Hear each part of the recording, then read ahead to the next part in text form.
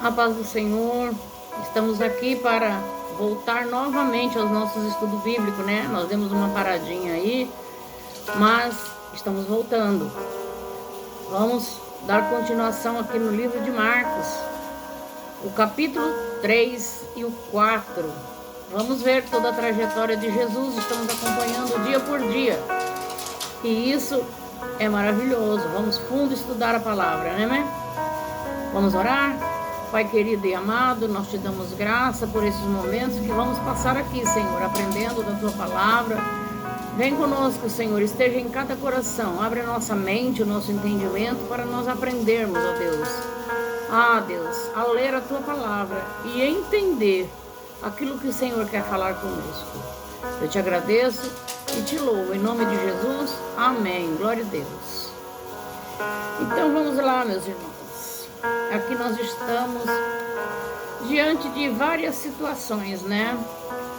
Jesus, aqui, ele está diante de um homem. Os irmãos podem pegar a sua Bíblia e conferir toda a leitura. Nós estudamos o capítulo 3 e o 4 e nós fazemos assim um estudo, nós pontuamos e nós vamos falando daquilo que nós pontuamos a respeito de toda a leitura que nós fizemos. Mas eu quero dizer que aqui Jesus está diante de uma situação de um homem da mão ressequida, quer dizer, ele estava com a mão sem nenhum movimento há muito tempo. Ele estava com a sua mão sem nenhum movimento. Vocês já imaginaram que situação? Você ficar com a mão parada, sem movimento nenhum, que falta que faz, né? Então, mas Jesus estava diante desse homem, e ele olhando, viu a mão daquele homem, a situação que ele estava. E diz a Bíblia, eu quero ler aqui com vocês. De novo entrou Jesus na sinagoga, e estava ali um homem que tinha ressequido uma das suas mãos. Estava observando a Jesus para ver se o curava dia de sábado, a fim de acusá-lo. Ali estavam na sinagoga os escribas, os fariseus, aqueles que se diziam religiosos, que pregavam, que traziam, cumpriam a lei de Moisés. Então, quando Jesus chegou na sinagoga, se deparou com aquele homem, com aquela mão naquela situação, e Jesus curou a mão daquele homem. E eles ficaram horrorizados, porque Jesus dizia que era o rei, que era o Messias. Como assim curar num dia de sábado? Você está transgredindo a lei de Moisés. Mas Jesus falou assim, olha, como pode, se uma das suas ovelhas cai num precipício, cai numa cova, e você não vai salvar ela porque é um dia de sábado? Qual é mais importante, a vida ou o sábado? Mas eles tentavam pegar Jesus de todas as formas. De todas as formas eles tentavam acusar Jesus, tentavam condenar Jesus. Mas Jesus sempre tinha uma resposta bem precisa para todos eles. E mais na frente também Jesus retira-se à beira-mar, aqui em Marcos 3, no capítulo 7. Depois de sair da sinagoga, de curar aquele homem ali, de ter ali um confronto com os escribas e os fariseus, ele saiu com a multidão para a beira-mar e ali ele curou muita gente. Diz a palavra que ele curou a muitos. Curou a muitos. E também, mais na frente, ele foi a escolha dos seus discípulos chegou o momento de Jesus escolher os seus apóstolos. Ele tinha uma missão a cumprir. Ele tinha que ter alguém ali do seu lado, que ninguém faz nada só. Jesus nos deixou uma lição maravilhosa. Muitas vezes nós queremos viver isolado. Deus não nos fez para viver isolado. Jesus deixou aqui uma lição. Ele escolheu os seus 12 discípulos para caminhar com Ele. Para caminhar com Ele. Nos deixando a lição que juntos, unidos, nós ficamos mais fortes e que um precisa do outro. Nós nunca podemos dizer que não precisamos de ninguém. Um precisa do outro. E Jesus nos deixou essa lição. Ele escolheu 12. Ele chamou 12 homens. Não eram os mais santos, não. Se você for ver a história desses homens, é 12 homens, como diz a história, mal acabado. Mas ele escolheu, chamou e falou: me segue. E o que eu vejo mais importante é que aqueles homens largaram tudo e seguiram a Jesus. Pedro, André, o irmão de Pedro, Felipe, Tomé e João, Tiago, e por aí vai, até Judas Iscariotes, o que o traiu. Jesus sabia de tudo, mas Jesus não tirou, não excluiu Judas do meio deles, porque tinha que se cumprir a palavra de Deus, a palavra dita pelos profetas, tinha que se cumprir. Então Judas permaneceu junto com seus discípulos, andava com ele, ouvia as suas palavras, via os milagres que Jesus operava, mas ele o traiu. Tinha que ser assim, né? Para se cumprir as profecias dos profetas que já diziam lá atrás de que forma que ele ia ter que padecer, ele ia ser traído. E foi isso que aconteceu.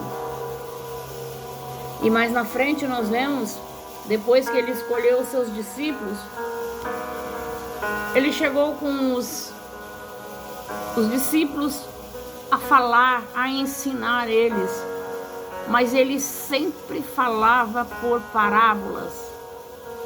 Jesus sempre ensinou os seus discípulos por parábolas, e muitas vezes por parábolas é difícil de entender, né?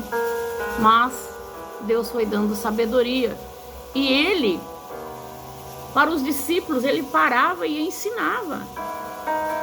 Nós vemos aqui 4 tipos de terra onde o semeador semeou. Primeiro, ele semeou e caiu na beira do caminho. Veio os passarinhos e comeram a semente, porque tinha caído na beira do caminho. E segunda terra foi num solo rochoso. Visto não ser profunda a terra, o sol queimou a sua raiz, porque ele não tinha se aprofundado. E também tem uma outra, que o semeador semeou entre os espinhos, e os espinhos o sufocou e matou a planta. Mas, em quarto lugar, o semeador lançou a semente numa boa terra. Numa boa terra. Nasceu, cresceu e foi grande a colheita.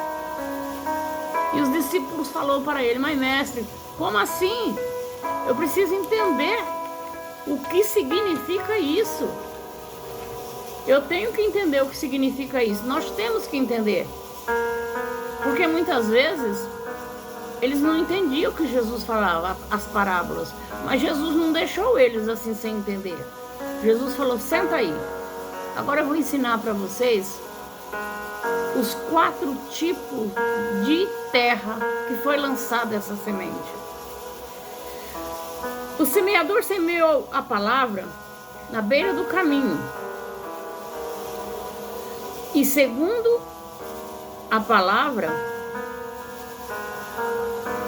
é aquela semente que você fala a palavra de Deus, e em seguida vem Satanás e coloca algo ali e mata aquela semente, come aquela semente. É a mesma coisa de lançar uma semente à beira da estrada, o passarinho vem e come. E em segundo lugar, no lugar rochoso, as pessoas que recebem a palavra e logo recebem com alegria, mas eles não têm raiz. Não tem raiz. Não tem raiz em si mesmo. E sendo antes de pouca duração, lhe é chegado a angústia e a perseguição, e a semente morre, a palavra sai da vida deles. E aí ele disse, mas tem aqueles que semeiam numa boa terra. A palavra vai, entra no coração, vai para a mente, vai na mente, vai para o coração e produz fruto, porque caiu numa boa terra. Pode vir o que vier, mas aquela semente germina e dá fruto, porque primeiro ela cria raízes. Olha só a explicação que Jesus deu para todos os seus discípulos a respeito do semeador. E por aí foi Jesus, né? E por aí foi Jesus ensinando eles, falando com eles a respeito de tudo. Sobre a parábola da candeia, onde não se pode esconder uma lâmpada embaixo de uma cama. Onde também Jesus mostrou sobre o grão de mostarda. Quem tiver fé do tamanho de um grão de mostarda, pode dizer para este monte, ó, arranca-te daqui, e ele vai sair. Muitas vezes o monte não é um monte que nós olhamos e vimos. É uma situação que é criada e diante de nós aquilo é um monte. Mas se nós tivermos fé e clamar, aquele monte vai desaparecer. Jesus também falou da parábola. Por parábola, Jesus acalma a tempestade. Em todas essas situações, Jesus estava com os discípulos, ensinando eles, mostrando para eles o que é ter fé, o que é um aprendizado. Jesus disse para eles, olha, agora vocês pegam o barco e atravessam o mar, e depois eu vou. E Jesus entrou no barco e dormiu. Jesus entrou no barco com eles e dormiu. Mas no meio do mar veio uma grande tempestade. E eles já não sabiam mais o que fazer. E o pânico tomou conta de tudo eles. E eles foram. E aconteceu que chegando no porão do barco, Jesus estava dormindo. Já imaginaram? Um barco enfrentando uma grande tempestade em meio ao mar, e alguém está dormindo? Pois é, Jesus estava dormindo. E eles chamaram Jesus, apavorado, mestre, não se te dá que morramos, você está aí dormindo. Mas Jesus olhou para o mar, simplesmente disse para o mar: aquieta-te, aquieta-te. E o mar se aquietou. E eles ficaram atônitos de ver uma simples palavra. Ele teve poder sobre aquela fúria do mar. E o mar se acalmou. E eles falavam entre si: mas quem é esse que até o vento e o mar lhe obedecem? Muitas vezes Jesus faz coisas tão maravilhosas que as pessoas olham e falam assim: mas como foi assim que aconteceu? Como foi isso? Eles questionam o poder, as maravilhas que Deus tem feito na minha vida, na sua vida, na vida de tantos. E é isso. Esse capítulo 2, 3 e 4 fala de muitos milagres operados por Jesus e situações onde ele, com uma palavra, ele fez o mar se acalmar. Onde todos estavam apavorados, mas ele fez o mar se acalmar e trouxe paz no coração de todos aqueles homens. Que Deus em Cristo nos abençoe, que nós possamos estar sempre atentos à voz do Senhor, porque uma palavra do Senhor resolve qualquer situação. Não precisa muita coisa, uma palavra somente. Que Deus nos abençoe e até a próxima segunda-feira, se Deus o permitir.